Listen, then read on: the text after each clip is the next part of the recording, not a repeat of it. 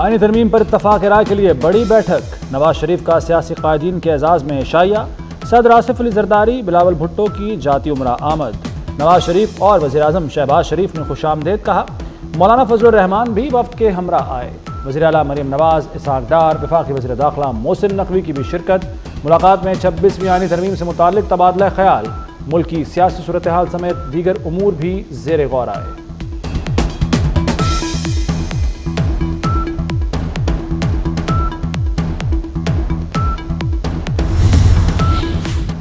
صدر آصف علی زرداری نے قومی اسمبلی اور سینٹ کے اجلاس طلب کر لیے۔ سینٹ اجلاس آج 3 بجے اور قومی اسمبلی کا اجلاس دوپہر 4 بجے ہوگا۔ خصوصی کمیٹی کا ان کیمرہ اجلاس صبح 11:30 بجے طلب۔ وفاقی کابینہ کا آج ہونے والا اجلاس ملتوی کر دیا گیا۔ اجلاس کے نئے شیڈول سے بعد آگاہ کیا جائے گا۔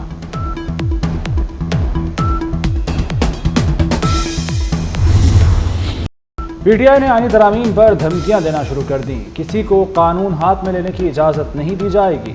وفاقی وزیر اطلاعات عطا تارڑ کی وارننگ، کہا ارکان پارلیمنٹ کو نشانہ بنانے کی کوشش ہوئی تو نشان عبرت بنا دیں گے۔ ایرانی فورسز کی فائرنگ سے 250 سے زائد افغان شہری جاں بحق ہو گئے، افغان میڈیا کا دعویٰ۔ افغان میڈیا کے مطابق ایرانی فورسز نے صوبے سیستان میں فائرنگ کی، شہریوں کو ہلکے اور بھاری ہتھیاروں سے نشانہ بنایا گیا۔ ایران میں داخلے کی کوشش کرنے والے افراد کی تعداد 300 تھی، صرف 50 افغان شہری زندہ بچ سکے۔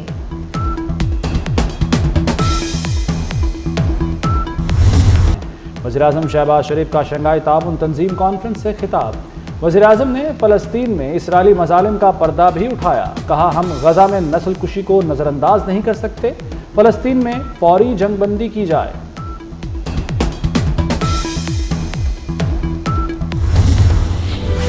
پاکستان اور بھارت کے تعلقات پر جمی برف پگھلنے لگی، بھارت نے SCO پلیٹ فارم کو غنیمت جانا اور 2 طرفہ ملاقات کی درخواست کی۔ وزیر اعظم شہباز شریف کے ظہرانے میں اسحاق ڈار سے جے شنکر کی غیر رسمی ملاقات، بھارتی وزیر خارجہ کی خوشگوار ماحول میں وزیر اعظم اور وزیر خارجہ پاکستان سے گفتگو، بھارتی وزیر خارجہ کا پاکستان میں مہمان نوازی پر بھی اظہار تشکر، جے شنکر SCO اجلاس کے بعد واپس بھارت چلے گئے۔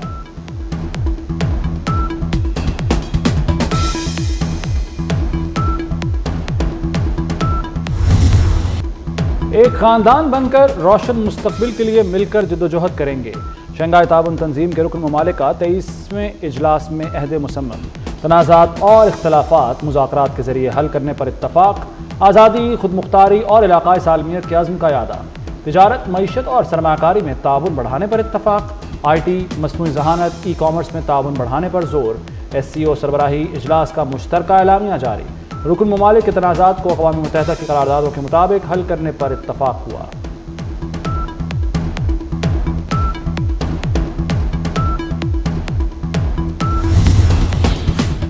وزیر اعظم کی SCO سمٹ کے کامیاب انعقاد پر وفاقی وزیر داخلہ کی ستائش، شہباز شریف سے وزیر داخلہ محسن نقوی کی ملاقات، وزیر اعظم نے شنگھائی تعاون تنظیم کے بہترین انتظامات پر وزیر داخلہ اور ان کی ٹیم کو سراہا، آئینی ترمیم سے متعلق امور پر مشاورت کی گئی۔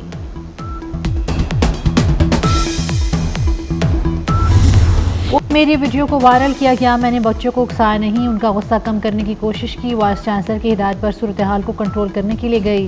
Lahore college for women university کی سابق convener professor doctor Shabnam Gul کی گفتگو، ٹیچر نے وزیر اعلیٰ پنجاب کا نام لینے پر مجبور کیا، ٹیچر نے پریشر ڈالا اور کہا کہ کچھ بولو، طالبہ کا انکشاف۔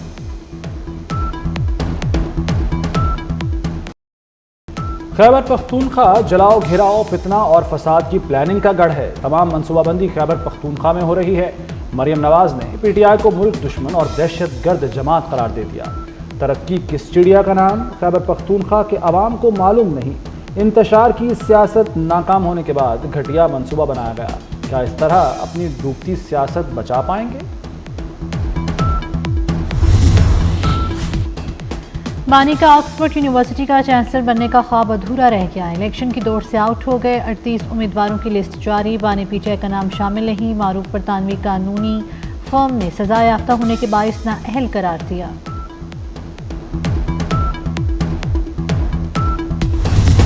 سربراہان حکومت کی جانب سے کانفرنس کے مشترکہ اعلامیے پر دستخط، رکن ممالک نے تنظیم کے بجٹ کی بھی منظوری دے دی، رکن ممالک کا غیر امتیازی اور شفاف تجارتی نظام کے قیام کی ضرورت پر زور، فورم نے یک طرفہ تجارتی پابندیاں لگانے کی مخالفت کر دی۔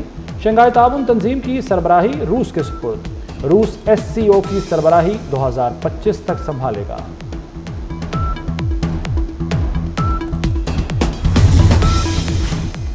بھارت SCO کی کامیاب میزبانی پر پاکستان کا معترف۔ بھارتی وزیر خارجہ جے شنکر کا شنگھائی تعاون تنظیم اجلاس سے خطاب، کہا ترقی اور استحکام کا دار و مدار امن پر ہے۔ دہشت گردی، انتہا پسندی اور علیحدگی پسندی کے خلاف سخت رویہ اختیار کرنا ہے۔ ہمیں ایک دوسرے کی علاقائی سالمیت اور خود مختاری کا احترام کرنا چاہیے۔ ہمسایوں کے تعلقات اچھے نہ ہوں تو وجوہات کا سردباب ضروری ہے۔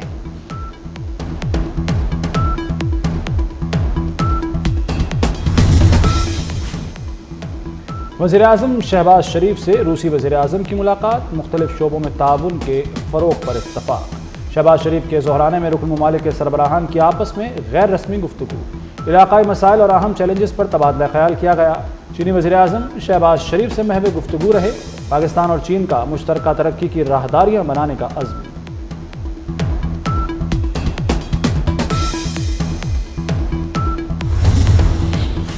سندھ حکومت کا ڈاکٹر شاہ نواز قتل کیس کی عدالتی تحقیقات کرانے کا فیصلہ، محکمہ داخلہ سندھ نے رجسٹرار سندھ ہائی کورٹ کو خط ارسال کر دیا۔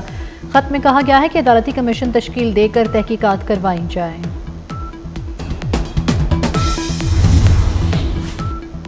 اسلام آباد میں M1 ٹول پلازا کے قریب مسافر وین میں سلنڈر پھٹ گیا، دھماکے سے 3 افراد جاں بحق اور 2 زخمی ہو گئے۔ موٹر وے پولیس کے مطابق لاشوں اور زخمیوں کو اسپتال منتقل کر دیا گیا۔ شکارپور کے کچے میں پولیس کا 10 گھنٹے طویل آپریشن، خاتون سمیت 3 ڈاکو ہلاک، 2 زخمی، مغوی کو بازیاب کرا لیا گیا۔ ملائیشیا کے سابق وزیر اعظم مہاتیر محمد کی طبیعت خراب، ہسپتال میں داخل کرا دیا گیا۔ مہاتیر محمد کو سانس کی نالی میں انفیکشن کے سبب ہسپتال منتقل کیا گیا۔ مہاتیر محمد 1981 سے 2003 تک ملائیشیا کے وزیر اعظم رہ چکے ہیں۔ امریکہ کا مصنوعی ذہانت کا سسٹم کروڑوں پاکستانیوں کا ڈیٹا جمع کرتا ہے، اسرائیلی مصنف یوول نو ہراری کی نئی کتاب نیکسس میں انکشاف۔ اسکائی نیٹ ورک پاکستانیوں کے سوشل میڈیا پوسٹ، سفری ریکارڈ اور آن لائن تحریروں کے ڈیٹا کی بنیاد پر لوگوں کے دہشت گرد ہونے کے خدشات کی نشاندہی کرتا ہے۔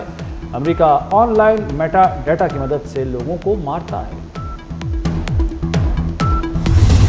ملتان ٹیسٹ کا دوسرا روز ساجد خان کے نام، 4 انگلش بلے بازوں کو پیویلین بھیج دیا۔ انگلینڈ کی 239 رنز پر 6 وکٹیں گر گئیں۔ پاکستان کو پہلی اننگز میں 127 رنز کی برتری حاصل ہے۔ پاکستان نے پہلی اننگز میں 366 رنز بنائے۔